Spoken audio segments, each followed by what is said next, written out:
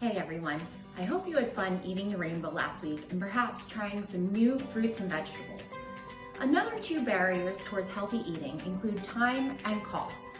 Today we're going to look at some strategies to help you reduce both the time and the cost of eating a nutritious diet. Plan out a menu for the week. Think of each of your meals. What proteins, carbs, and vegetables do you need to buy?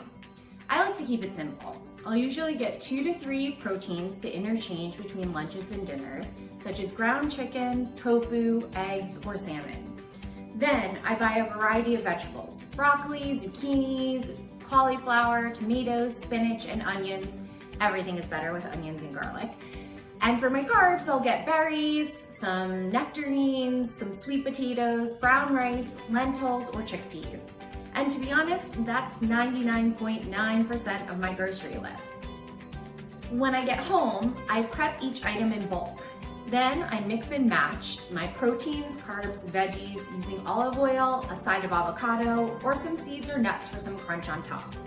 While I love cooking a more complex, fancy meal, simple is always easier for me to shop for, prep, and track. Remember, simple doesn't always mean tasteless. Use seasonings, salt, broth, and preparation techniques such as roasting or air frying to maximize the flavor of your foods.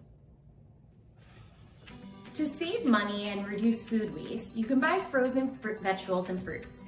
Often frozen produce can be nearly half the cost of fresh produce, and you don't have to worry about it going bad. Because produce is flash frozen at the peak of ripeness, these items retain all of their nutrients. Just be sure not to overcook them in too much water to avoid nutrient leaking. Another strategy for saving money is to buy local and seasonal from somewhere like a farmer's market. There are tons of options here in the New Brunswick area. My favorites are the Garden State Farm Market on Route 1 near Menlo Park Mall and one on Route 1 in North Brunswick. Buying local and seasonal not only cuts down on the cost because it reduces the need for long-distance imports and exports. It's also better for our environment and the workers involved in harvesting the produce because of the shortened supply chain. Globally, we throw away about 1/3 of the food that we grow. That's 1.3 billion tons a year. That's so much money lost. We can save our waste and our food by knowing some helpful tips regarding food storage and labeling. Storing your produce properly can be trickier than most people think, but can make a huge difference in how long your produce will last, thus reducing your waste and ensuring you get your money's worth. Certain vegetables and fruits produce a gas that fast tracks ripening. Other fruits and vegetables are highly sensitive to this gas and will ripen and rot faster when stored next to these producers. This chart provides a nice overview of where to store and how to store your produce. I printed this out, taped it next to my fridge, and labeled my fridge drawers to ensure I'm not mixing my gas producers and absorbers.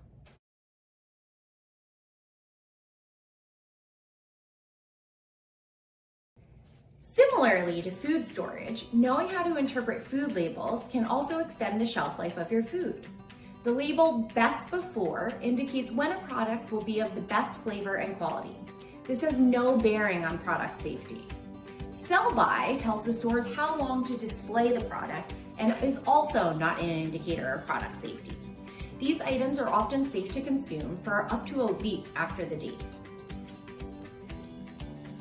Finally, expiration and use by labels refer to the last date recommended by the manufacturer for a product to have peak quality. These are often safe to consume after the date for about a week, with the exception of infant formula. Items like poultry, meat, bread, and dairy should be cooked within a day or two of home refrigeration or frozen. Eggs can be refrigerated for 3 to 5 weeks. You can also save money by cutting your own vegetables and fruits. Pre-packaged cut vegetables and fruits are a time saver, but if you have 2 extra minutes and want to save some money, cutting them yourselves makes a big difference. Some tips for cutting: first, start with a sharp knife. A dull knife will always be more dangerous than a sharp one. If you don't have a sharpener or a whetstone to make sure your knives are sharp, there are many people who are knife sharpeners that visit farmers markets, and you can have them done there. Second, grip the knife with your whole hand, fingers fully wrapped around. You want to feel as if the knife is an extension of your hand. Third, the fingers of your free hand should be tucked under your knuckles to prevent them from getting cut. If you're cutting vegetables with a shiny skin, like peppers, it's good to flip them upside down and cut the dull side so that your knife doesn't slip.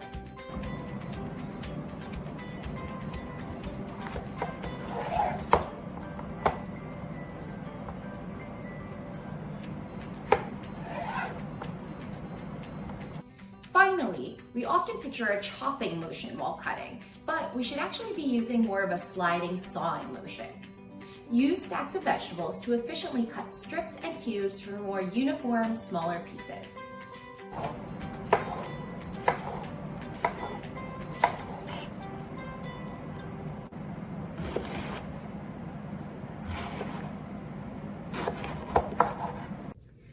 While composting may not save you time or money, it does help reduce our overall food waste and contributes to the overall health of our food systems. I know personally it helps ease my guilt about throwing away scraps or any expired spoiled produce. You can compost pretty much any produce except for avocados.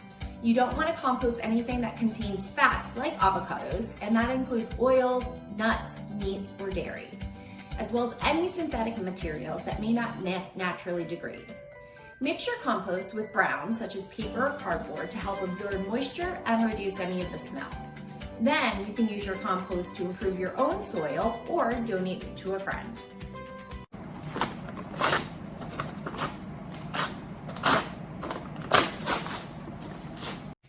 I hope this video has been helpful in giving you at least one strategy or tip that you can use this week to save time or money. Take a picture of how you saved money or time by making a grocery list or a meal plan, storing your produce in a new way, using your knife skills, or composting, and earn up to 4 extra points for every example you submit. Happy savings!